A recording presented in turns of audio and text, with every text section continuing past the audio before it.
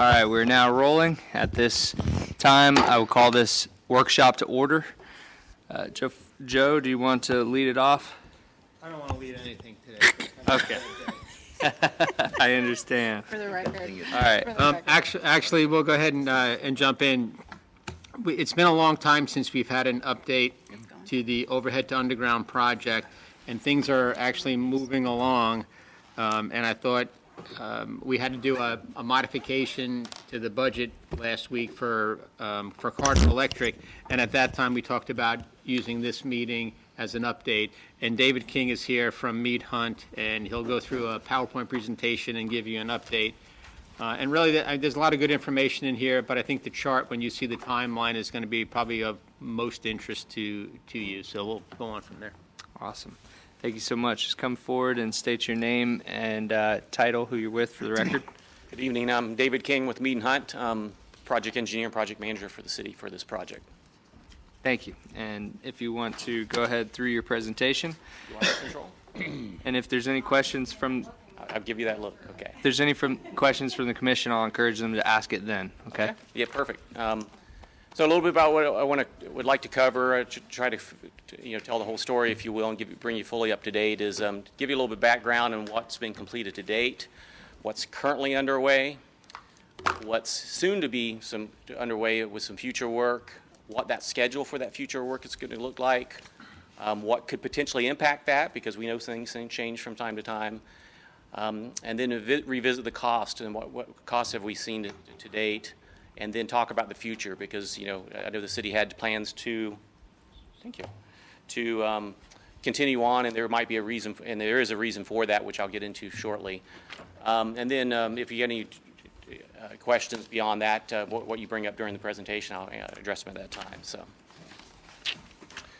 a little bit of background. You might recall city had to take Wentworth with an original phase one, which included part of Riverside and 3rd Street and part of US 1 from Mason to 3rd. City had acquired easements and gone forward with that project and got to the stage where you converted the overhead electrical services to underground. And we're doing that in advance of the undergrounding, because it makes it for a smoother transition when the wires do come down.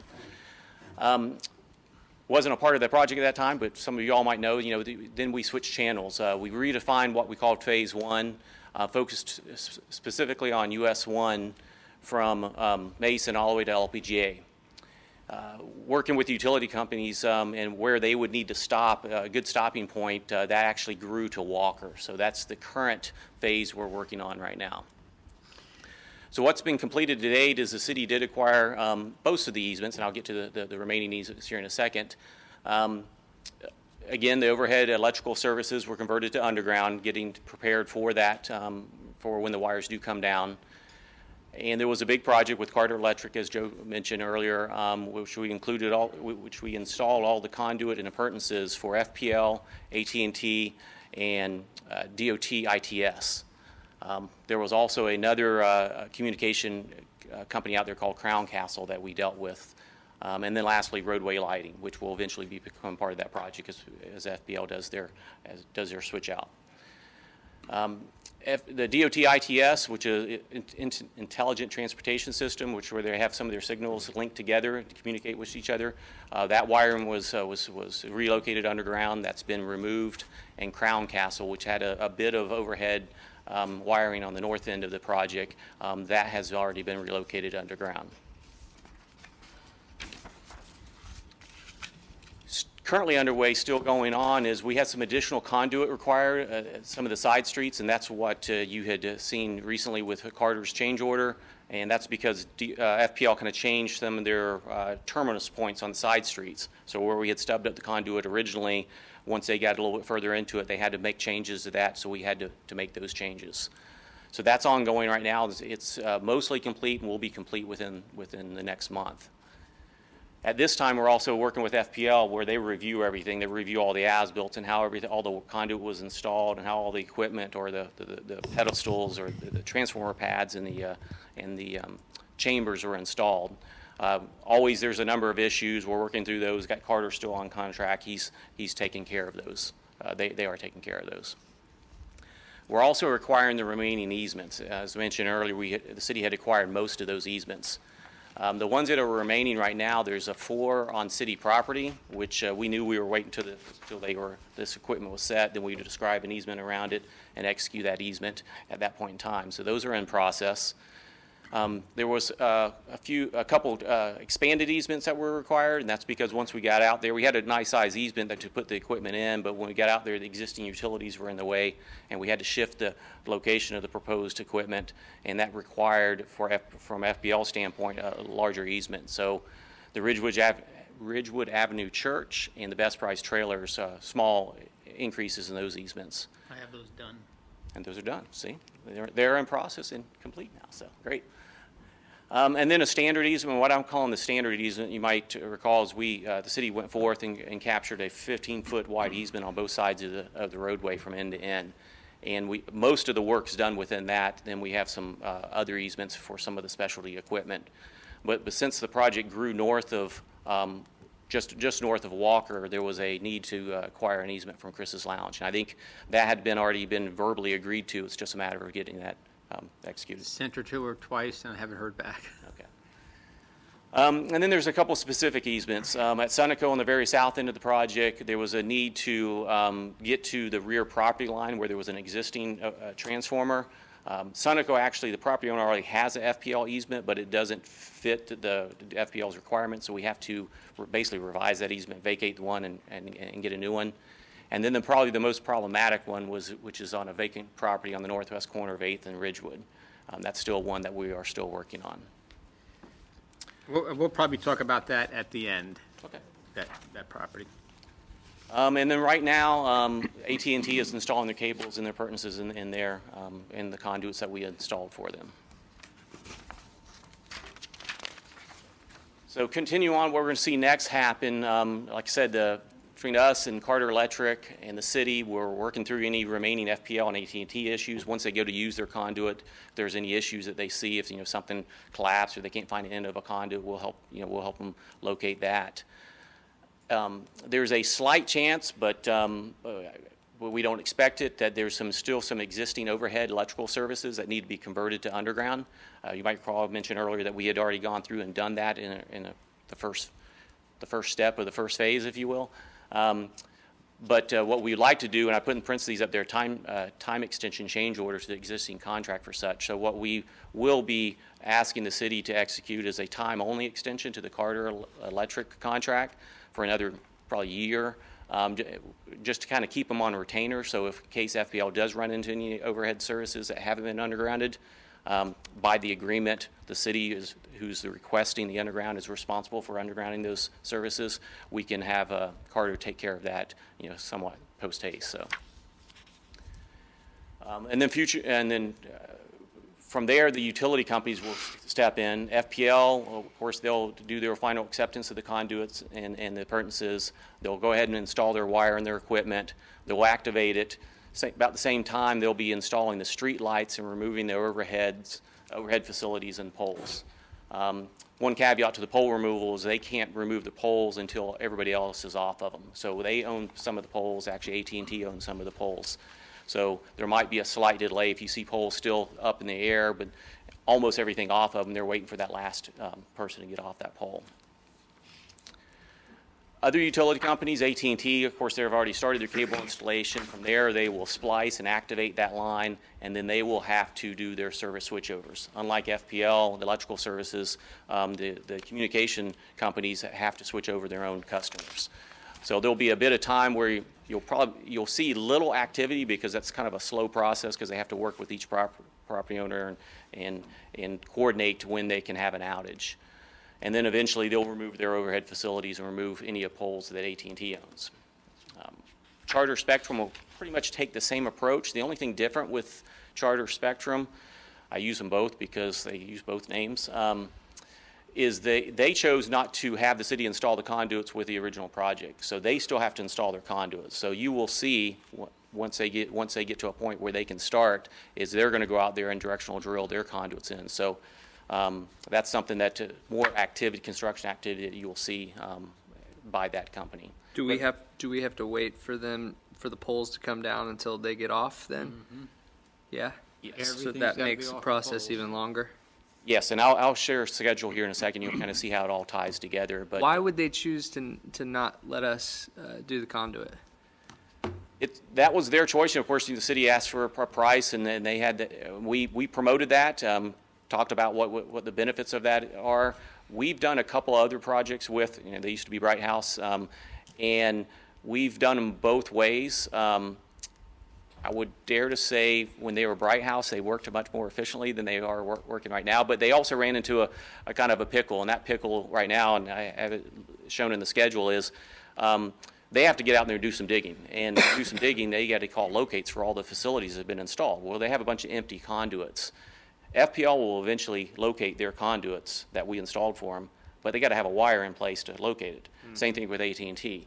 So right now, if Charter Spectrum went out there and started digging, they would be at their risk to damage those other conduits. So they are holding back for a while. You'll see in the schedule that they're not on the critical path yet, and hopefully they never become on the critical path, that schedule, but it'll be a little while before they get started. And with that, there's the schedule.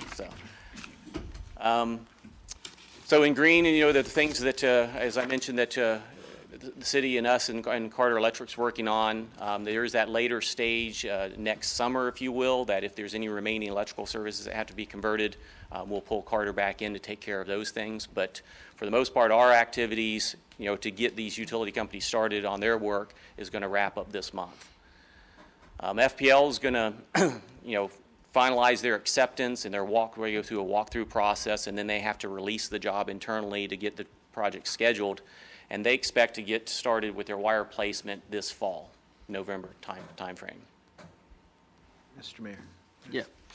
So, from an average Joe citizen's perspective, I know we're looking forward, but my concern is nothing's changed. There's been no movement in the last 12 to 18 months, other than Carter Electric being out there in the last 2 months. What's the delay been? Okay, review as built. That's been going on for like 2 years. Final walkthrough. We were waiting on that for a year and a half. Why is it not moving now? I see where we're going, but I want to know, because this time frame ends 2021, October, so that really means 2022, midsummer possibly at best. And then we're at jeopardy for phase 2. If we don't get phase 2, we lose 25% incentive. There's a crunch because we have a finite deadline. My question is, why has it taken so long to get to where we are now? I want to take excuse. One of the realities is that once we reach the stage that we're in now, we're at their pleasure, if you will. There's nothing in their contracts that, even though the city attempted to negotiate some time frames in those contracts to when to get some things done, it's up to utilities to do their things that they believe that are necessary. We've prompted them, tried to move things along there on the FPL side without throwing them totally under the bus. They had a considerable turnover. The person that led the whole state with these undergrounding efforts retired once, came back, retired again, all in this time frame that you just spoke of. So they've had some internal changes. Charter Spectrum got in this situation where they would have loved to have been out there, and the city's paid them a fixed price, paid all these companies a fixed price. So it's to their benefit to get it done, because for every month that goes on, it's costing them more to get the work done. So we would hope that would be enough incentive, but it just hasn't been enough incentive. So I can tell you, recently, the city, with some help of FPL and some of the, I guess, the governmental affairs, or your rep, basically, has gotten some of that moving. Lit a fire under them. I don't know what happened behind the scenes with FPL, but it is moving faster than. I mean, we're just one hurricane away from a 9-month delay on this whole project. Mm-hmm. And Commissioner, that's kind of sort of what happened too. You had Hurricane Matthew, that caused a great delay. You had Hurricane Irma, that caused a great delay. There was another disaster out of state that sent FPL out, that caused a delay. Probably the more current delay that we're experiencing goes back to a couple of pages of those missing easements. And David mentioned, in order for AT&T and Bright House, well, mostly, I guess, Bright House, Charter Spectrum, to run their conduit, they need locates, and they need to see where the other pipes are. And they can't do that because there's no wire in it. So we discussed one option was to put a chase wire in there, but the time and expense to do that, we said, well, we might as well wait to pull the regular wire. FPL is not going to put the regular wire in there until they have all the easements. I guess that's one question. How could we start this whole project without having all the easements?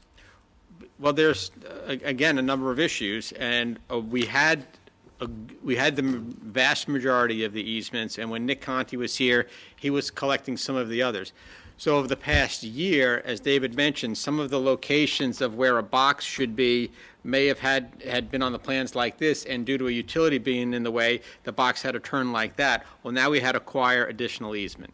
So I just recently, last week, obtained additional easement from Robin Hanger, additional easement from Pastor Varga from his church.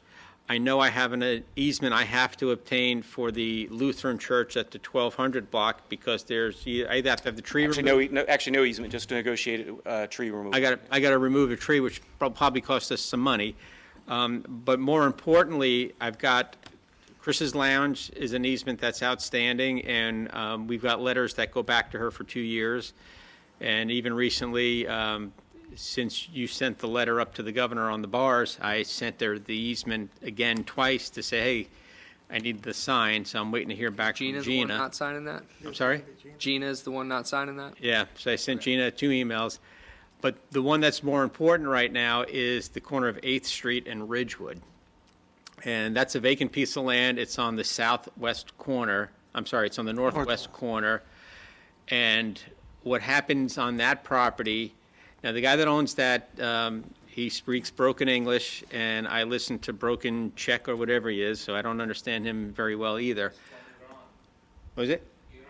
Iran? Why can't you talk to him? I can't. He speaks Farsi. I speak Arabic. Okay. There's a difference, So- Joe. Big difference. Yeah. You say tomato, he says tomato. So on his property, there's a box that's on the north corner of his property that's raised. There's a box on the south end of his property along Ridgewood that's flat, and then on the west side of his property on 8th Street, there's a large raised box. So we struggled with getting an easement from him for years. Lisa O'Neill tried to get it from him. Nick Conti tried to get it from him. We were getting no responses. Dukaroo was another one next to McDonald's. It took us a very long time to get their attention. So the project went on, and they put the conduit in, and they put the holes in the ground where these things go. Probably shouldn't have done that, but we had to keep the project moving on. So I met with him, Antoine and I met with him and his representative about 3 weeks ago to discuss him giving us these easements, and he's upset about it. He's upset that the government went onto his property and put these things, and it interferes, and he thinks it negatively impacts him. So he wants us to buy his property. The whole property? Right. So that's the discussion that we need to figure out now is to keep this project moving, we may have to buy that property because he's having a hard time selling it. I believe he has it listed at like 150-ish, 170-ish. Well, he made the city an offer for 190. Because it's worth one. More like 80. So what we may end up having to do through a third party is try to negotiate a purchase, because I don't want $200,000 to stop the project. Right, you got a 25% credit coming back, which is Right. a couple $1 million. Well, keep in mind, the 25% credit, that kicks in, we have 2 years after the completion of Phase 1 to start Phase 2. So we've got some time. The problem is the CRA is going to run Right, out. after that funding. So the money will be encumbered, and it'll stay there for that project to finish. So I'm not too concerned about it, that we're going to lose the money or the funding. That'll be there. My more recent concern is, what do I do with this piece of property? Because he's having a hard time selling it. He's very upset that we put the conduit in without his permission, although we've made multiple attempts to get it, and he wants us to do something, and Expand Family Renew. what's that? Expand Family Renew. Right next door, isn't it? I thought there was Another something homeless. else. There's something else. Motel or something. the motel. Oh, the motel then? Yeah, Familiar now. yeah, something in between there. So, I'll speak to you individually about that option in order to keep the project moving forward. But to my point is, if I don't have that easement, FPL's not going to run their line, which Right. means Bright House can't run their. Right, till we get the easement, nothing moves until. We're at we a get that. standstill until I get all these easements done. When did the conduit go in there? 2 years ago? Years. And then, so how long has he been saying this about buying his property? Just about 3 weeks ago when we met on site. So did he just get upset about it 2 years later? Probably, but, like I said, Trying to sell it. Nick has sent certified letters and they come back unopened. So we know, and it's only because if you remember Miro, the guy with the rocks on Yeah. Pine and Garden, Miro is his realtor, who I've got a good relationship with, and he's my go-between from me to Miro to the property owner. And Miro has been very supportive of the city to try to get the deal done, but the owner is he's a bit upset. I wouldn't say he's crazy upset, but he knows that he's got us a little bit because, yeah. So we're facing a lawsuit. No, I don't think he wants to sue us because nobody's going to make out there. he's gonna get He would rather the city buy the property than him try to sell it with these structures that are on it. Although the structures are in the setback areas, you can't build there anyway, and they're at the far ends of each of the corners. But they are on his property, and they are elevated. They're big boxes. One of them, I think, is an 8x8 box, and the other's probably like a 4-foot box. What if we don't buy it? The project doesn't go, well, he We already either have has the to give us conduit an now. easement, we have to buy the easement from him, which we have not bought any easements from anybody, or the project doesn't move forward. Oh. So it has to be resolved one way or the other. Wow. How many properties do we still need to acquire the easement on? Do you know? Gina's, the 8th Street property, whatever happening down at Sunoco, and what was that other one? So 4? City easements, of course, That's it. expanded ones from the church, which you said you got, Chris's Lounge and Seneco and this Yeah, one. Chris's Lounge, Sunoco, and the 8th Street property, 3 properties. Okay, 3. So, Chris's Lounge really shouldn't be an issue. I'm not really Yeah. sure what's happening with the Sunoco property, but the 8th Street property is going to be the more problematic. What's up with the Sunoco? Have they said anything to us? That one was a bit of surprise, but again, they have an existing, what they have right now is an overhead wire to the back of their property with a ground-mounted transformer. And the new transformer that has to be placed right next to the existing transformer. So I think up to this point, and again, Mead Hunt hasn't been involved from the get-go definitely on the easement side of it, but much less the project from the get-go. But what was the thoughts going into that? I have to assume that they thought the existing easement would cover that existing, what we installed. And for the most part, it does, except for it's an overhead easement. So FPL says, well, if there's an easement, it's just overhead wire going there. We need a different type of easement, which allows us to do an underground wire there. So I got to believe that's the assumption, that they were covered, and that's why it was never sought.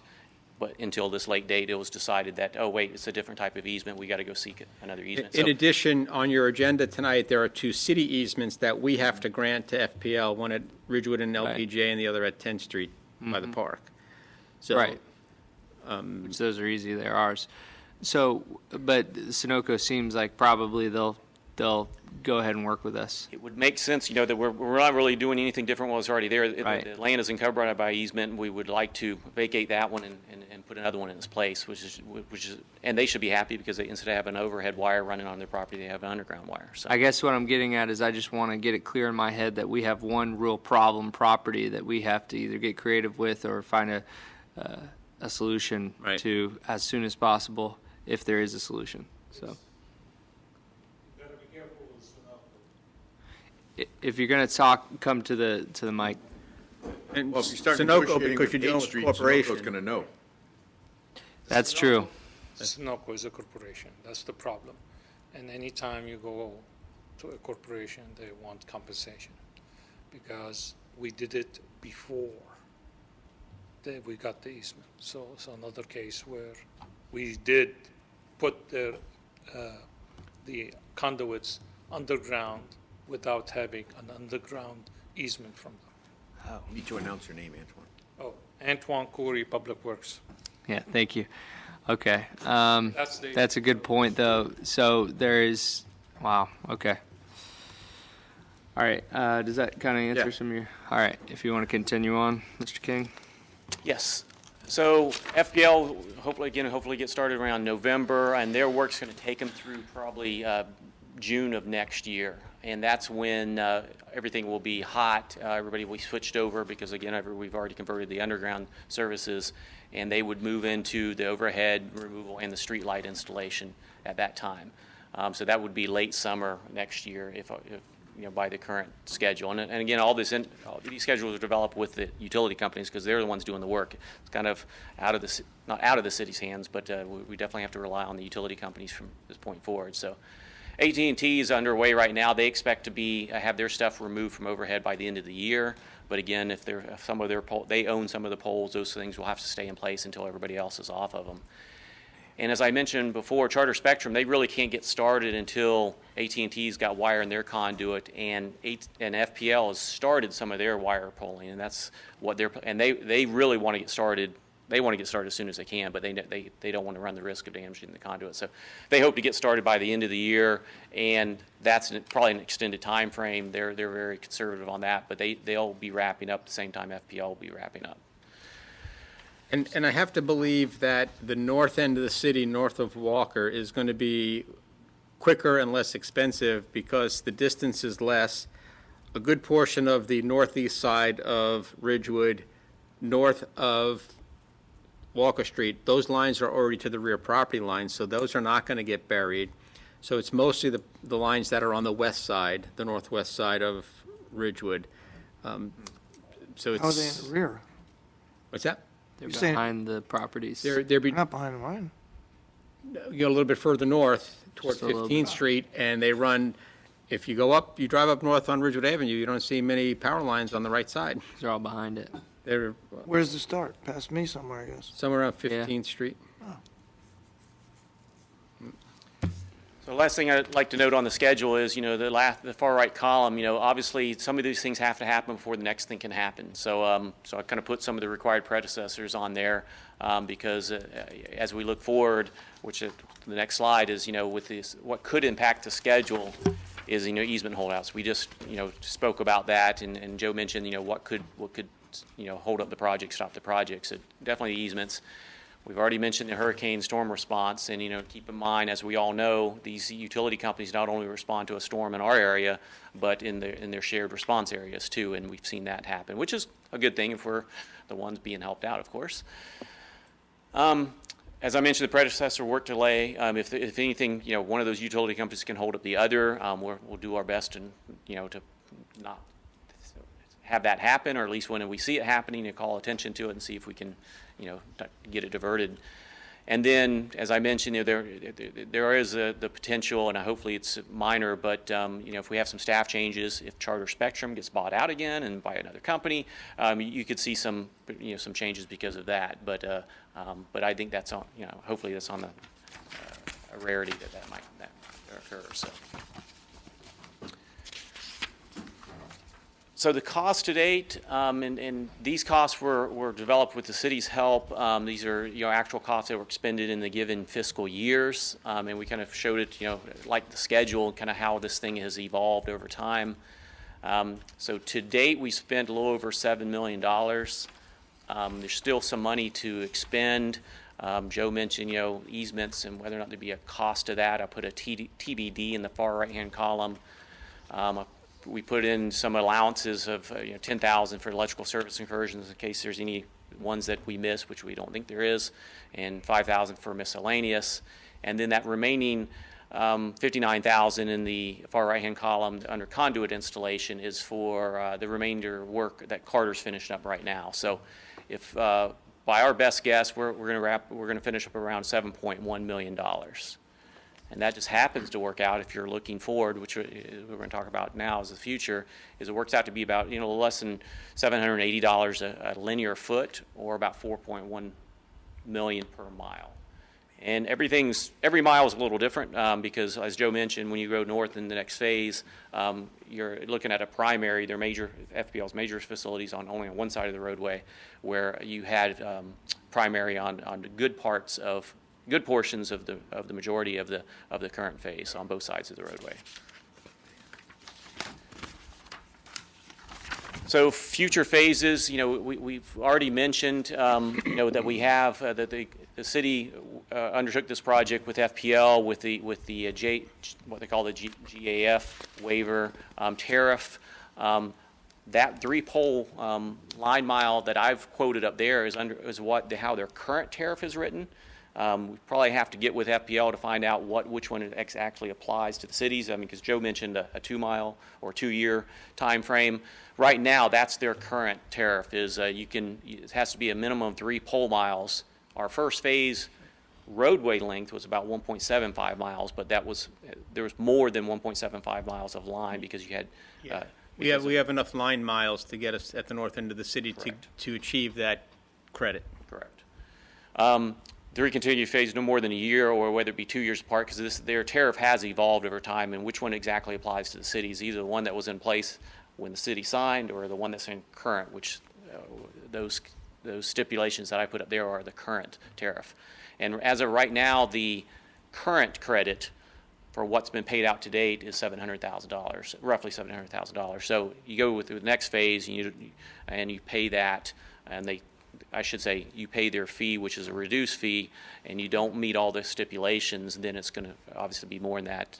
I think Commissioner Penny mentioned, the $1 million mark, and that's probably not a bad guess. So we need to determine the phase limits with FPL. FPL has, of course, we want to get to the city limits, but there might be a reason they have to stop or start at a certain point. The process, we got to start the process with the utility companies, and that's usually by paying a engineering design deposit, and that's when you get their what they call their ballpark estimate, and that starts the ball rolling. You might recall from the schedule, from the cost, that was paid back in fiscal year 13 or something, I think, when we got the ball rolling with FPL. We make sure we get the right easements in the right locations and don't have some of the same missteps that we had in this phase, is we want to get with FPL early and identify where those specialty easements are. And even though they haven't designed it yet, they'll have some guidance of where we should be looking for these types of easements. And we'll go, I think, with the lessons learned from this phase, I think we could definitely do a better job of grabbing those easements. Of course, we got to have property owners that are willing, but maybe attacking the easements in a different approach could be taken this go around. Continue the easement acquisition. That's including the 15-foot on both sides of the roadway from end to end, as much, unless there's buildings within that footprint. And then, if we want to take the same approach that we took with the current phase, we want to go forward and do a project where we bury the electrical services early in advance of the project. So.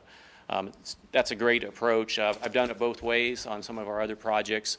There's some advantages, disadvantages, but there's more advantages taking that approach, and we would recommend that. So that's what we would see going forward as you're going to the next phase, looking for to finish out the city and to finish out your full credit, GAF credit.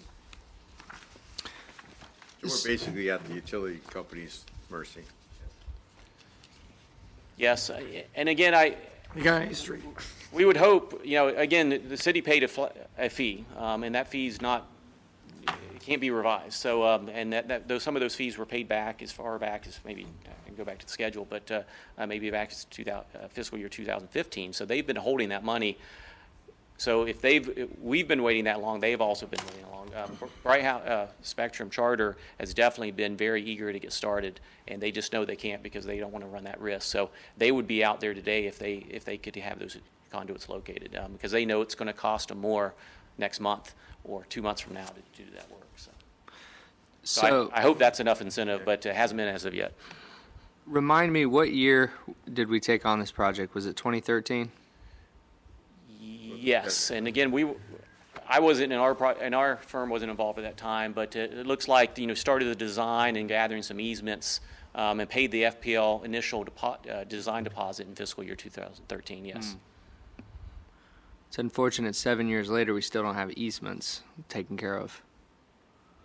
When you have a property owner that refuses, it makes it very challenging. And I'll just give you another example of the property that's between McDonald's and Woodward Funeral Home. It was owned by a company called Ducaroo, and they live in Ormond Beach. I literally sent Nick Conti to their home while people were inside, and they refused to come to the door to accept the letter. Spent multiple letters. to Why would them. they be that way? They don't, you understand? So what ended up happening is they had enough code enforcement violations on them that an attorney called us to try to get the code enforcement liens reduced. So I said, well, Mr. Attorney, while I have you on the phone, I have this easement I need signed. And that's how we got that easement signed. But they were one of the longest holdouts that we literally sent somebody to the door of their home to get it done. So that was one problem. The 8th Street property, again, multiple certified letters went to him, and they come back refused. So you get a certified letter from the government and you refuse it, it's as if it never happened, except we have evidence that we've sent the letters. So, it's a difficult challenge, and again, we started out with Lisa O'Neill, and then Nick came in and he got some more of the easements completed, and now Nick is gone, and I'm the one that's been asked to do it. Antoine's picked up a couple, I'm picking up a couple, and you're at the mercy of a property owner who doesn't understand what an easement is. They get it confused with a right-of-way, they get it refused with a eminent domain taking, and all that it's saying is there's a wire that goes underground, or maybe there's a box that sits on the property that resides in an easement that you can't build a permanent structure on because they may need to get access to it, but it's also in the setback that you can't build there Anyways, right. So it's difficult to get some people to understand that the easement really isn't as limiting as it would be as if it were a right-of-way. Right. So we're at $7.1 million, and I assume that the original cost estimate was probably less than that. Is that correct, or has it not changed much since 2013? That's what I can't speak to because we weren't engaged. Okay. in that. Do you have any I idea? don't remember. Okay. Off the top of my head. I'm just curious because the reason why I talked to Mr. Forte is, as Vice Mayor Penny alluded to, we haven't seen much happening. And we've been in this project for 7 years. We have $7 million invested into it. Our citizens are asking us, what's happening with their money. And so time and time again, we get change orders coming to us for 70,000 here, 50,000 here, chunks here. Those all add up. And so I'm just curious with how far over we are. I'd have to go back to 2015. We did a presentation on the project when we have changed the route from going down 3rd Street to Riverside Drive, changed that to Mason through LPGA. And at that meeting, we talked about a budget, and I could have Val. Were you try to here at that research- time? When I came back, Okay. I'm the one that changed the route because, Okay.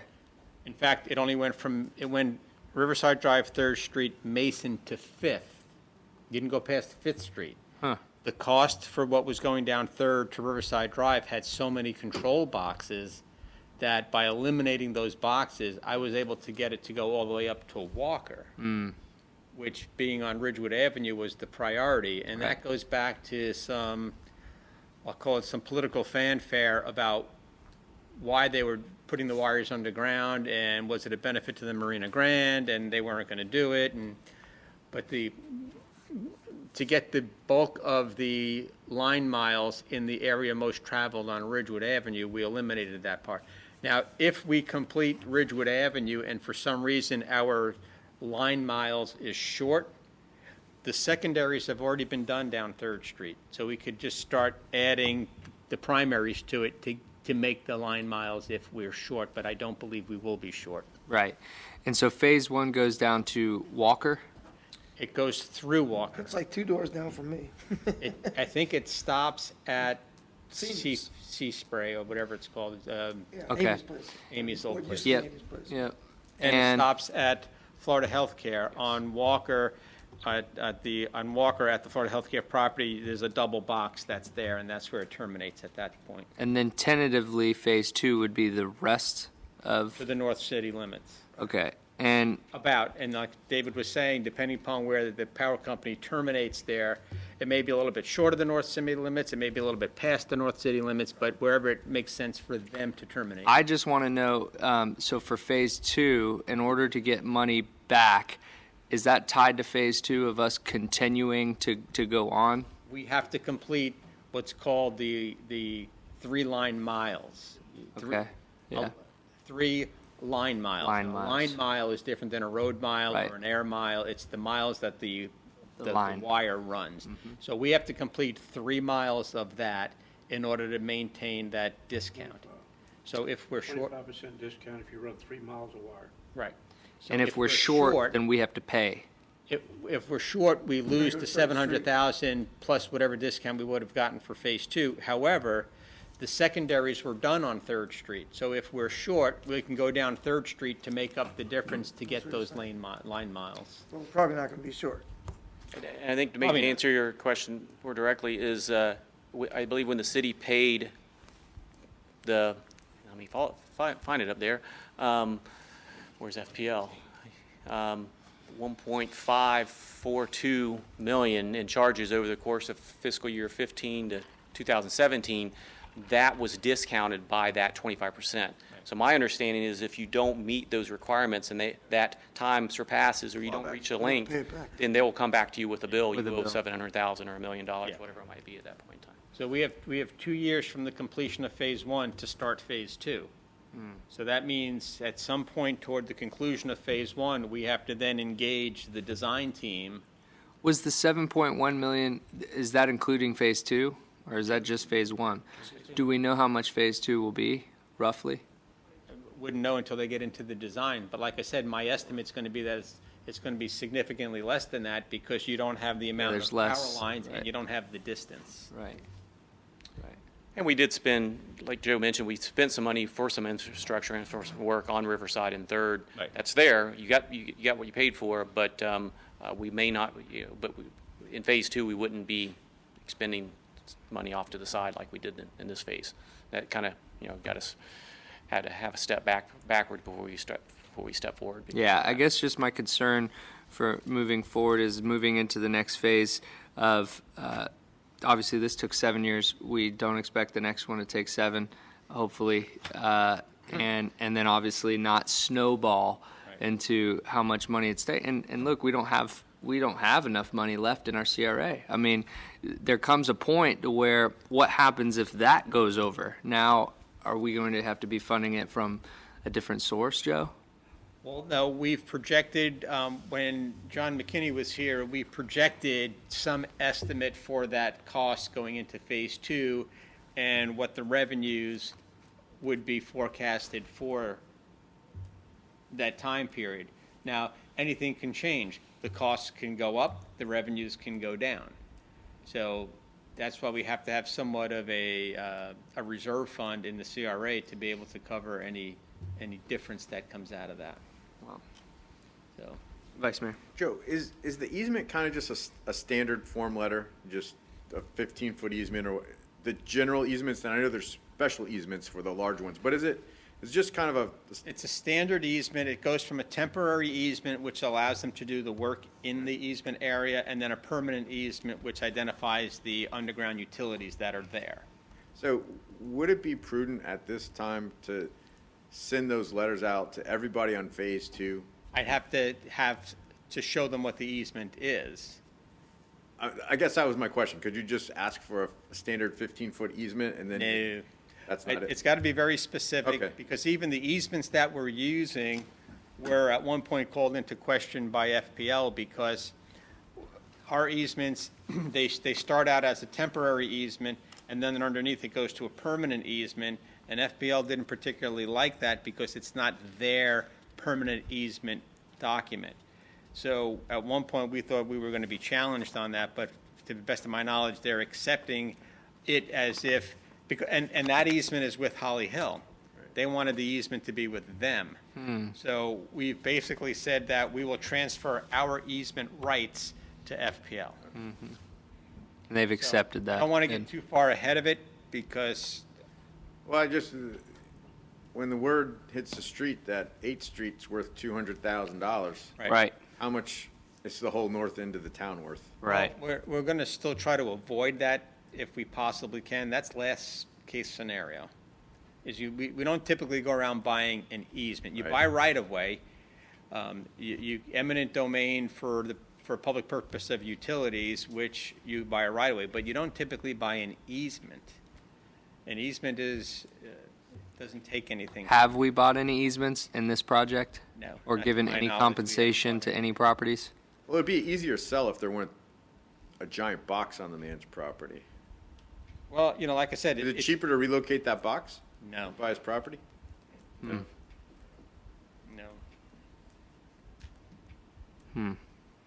Okay. Which one's, he's laughing out there. Which one's laughing? Any other box. questions? No, thank you. Any questions from the commission? Is there anything you would like to add to the commission or ask us of? No, I will add, the schedule, again, we haven't been involved from the get-go. It can go faster than this. We talked about all the various issues that have resolved on this, getting off on a different phase and the other phase.